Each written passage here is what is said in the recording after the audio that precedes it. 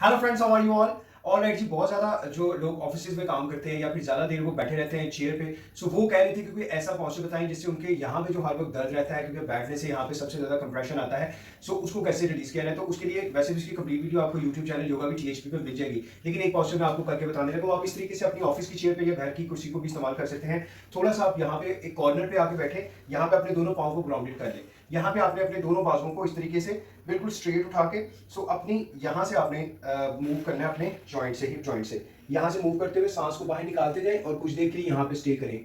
5 second तक यहाँ पे स्टे करने के बाद अपने दोनों बाजुओं को नीचे जमीन पे इस तरीके से ले आइएगा और फिर थोड़े से अपने पाँव खोलते हुए अपने राइट वाले हाथ को यहाँ पे रखें और लेफ्ट वाले बाजू को इस तरीके से आप अपने हाथ को देख भी सकते हैं या नीचे भी देख सकते हैं। इसी तरीके से अपने दूसरे वाले हाथ को रखिए यहाँ पे और अपने आप को थोड़ा सा ट्विस्ट दीजिए और यहाँ पे इसको 5 to 10 सेकंड तक कीजिए।